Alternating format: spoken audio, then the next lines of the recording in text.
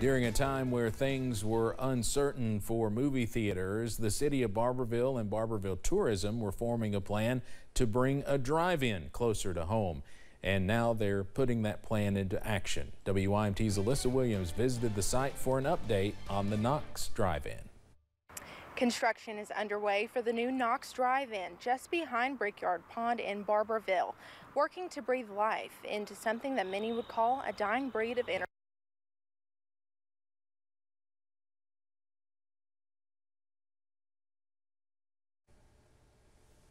Obviously, we're having some issues with that story. We'll try to go back to that in just a moment. Moving on now to some other news. One group in Letcher County is hoping to show God's love in a diaper bag. The Mission Group out of Jenkins set up at the Letcher County Health Department today, providing free diapers to families in need. Representatives from the health department say the program is a great way to help meet the needs of families, especially during a time when other expenses and supply issues are weighing them down. That's one great thing about, the diaper ministry that they run, God's Love in a Diaper Bag, is that if families, get running low on diapers or cannot find it, that's always an option for them to be able to call Bessie and Lester, and they can supply those needs if they have them. God's Love in a Diaper Bag pops up at the health department every 2 months and runs its daily mission out of Jenkins. We'll have more about today's giveaway and what it means to families coming up tonight at 6. Kentucky families have another place they can find milk to feed their babies while formula supplies remain low. The Kentucky Blood Center has milk depots at its Somerset, Pikeville, Andover and Beaumont locations in Lexington. Screen donors can come in at their convenience, log how much milk they're dropping off, and it's safely shipped to the milk bank in Indiana where it's pasteurized. The milk bank says they're seeing an uptick in families requesting donations, but also an increase in women willing to give. It's really, a great resource, and it just kind of speaks to that community attitude that we have here at the Blood Center of you can't make this stuff up. You can't manufacture it. It's the nutrients and things that are in breast milk are vital to a baby's growth. And so we want to support because we understand how important it is to have community donors supporting a cause. The donations do not come free of charge. The milk bank charges by the ounce, but also provides financial assistance for those who need it. If you'd like to donate or are in need of milk, you can go to the milk bank's website to find out how you can start the process.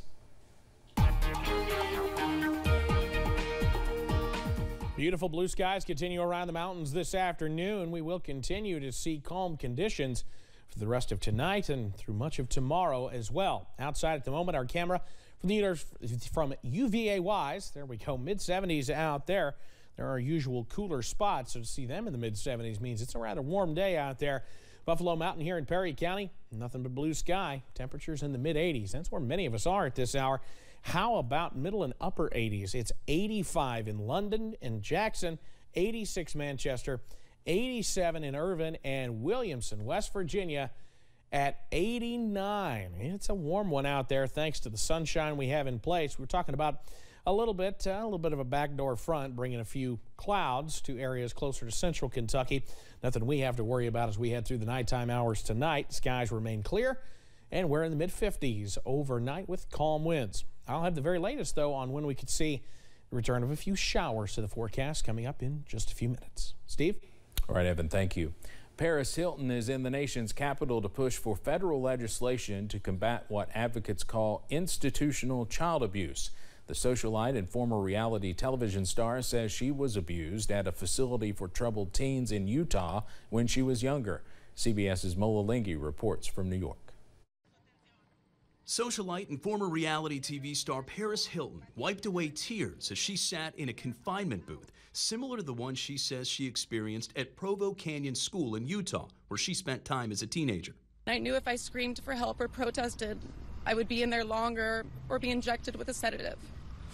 So I learned to sit still on the floor with my knees crouched to my chest and cry as quietly as I could. Hilton was joined by other survivors of congregate care facilities, as well as their relatives, as they call for federal action to combat what they describe as institutional child abuse. I can still hear the screams of the other girls in solitary yelling, "You're hurting me, you're hurting me." I just want the flashbacks to stop. There needs to be accountability. It's estimated there are between 120 to 200,000 minors in congregate care facilities in the United States. Many arrive through child welfare and juvenile justice systems. Others are placed through school districts, refugee resettlement agencies, mental health providers, or parents seeking help for their child's mental health or behavioral issues. But survivors say instead of treatment, they were tortured. This abuse has led to years of trauma-induced insomnia, complex PTSD that I and countless other survivors of institutional abuse struggle with to this day. Advocates are calling for federal oversight of these facilities to protect children. Mola Lenghi, CBS News. Reform advocates estimate the congregate care industry receives $23 billion each year in public funds. A group of lawmakers on Capitol Hill are working on the issue and are expected to introduce legislation soon. A judge is ordering former President Donald Trump to pay $110,000 in fines. Wednesday, a New York judge lifted a civil contempt finding against Trump, but it comes with conditions, including the payment of fines and disclosing Trump Organization policies about keeping and destroying documents. New York's Attorney General wants Trump to turn over records as part of a civil tax fraud investigation into the organization's financial practices. The judge Wednesday said he will reinstate the contempt finding if Trump fails to comply with the terms by May 20th. The president of Delaware State University, a historically black college, is expressing outrage after a bus of his lacrosse players was stopped and searched in Georgia. It happened last month when sheriff's deputies pulled the bus over as it traveled back home from a game in Florida.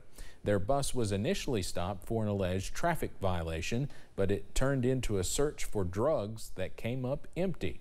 During a news conference yesterday, Liberty County Sheriff William Bowman said multiple vehicles were stopped that morning and that his deputies followed the rules. The deputy informed the passengers that the search would be completed. This is the same protocol that is expected to be used no matter the race, gender, age, or destination of the passenger. He later said this. Bowman also said that no personal items were searched in spite of the audio and body cam footage showing otherwise. Delaware State University President Tony Allen issued a statement saying in part, "We do not intend to let this incident or any like it pass idly. We are prepared to go wherever the evidence leads us." Al Jazeera Network confirmed that one of its journalists has been shot and killed in the West Bank. Shireen Akleh was on assignment covering clashes between Israeli security forces and Palestinians. In a statement, the media network said that the Israeli occupation forces assassinated her in cold blood. The network also accused Israeli forces of shooting producer Ali al-Samadi. Israel's prime minister blamed armed Palestinians for their deaths.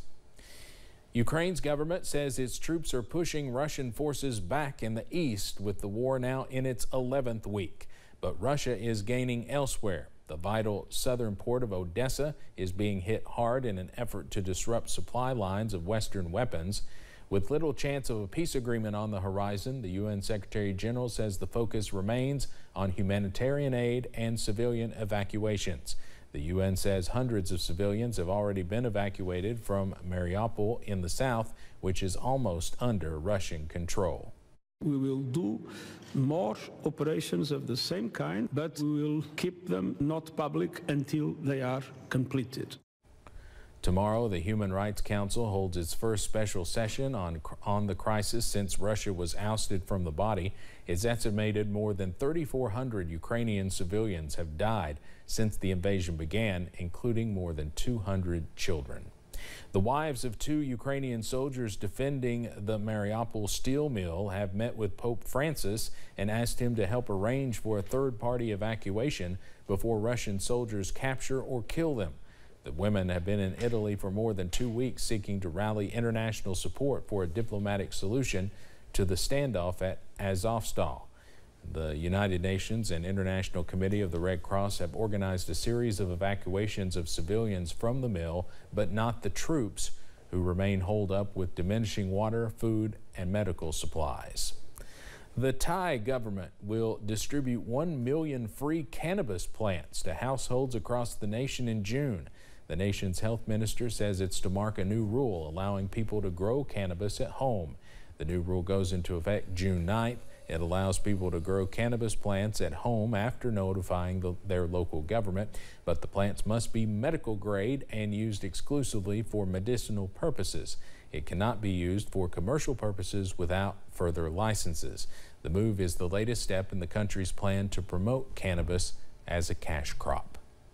Coming up on First at 4, Americans are not too happy about flying the friendly skies. We'll take a look at airline passenger satisfaction.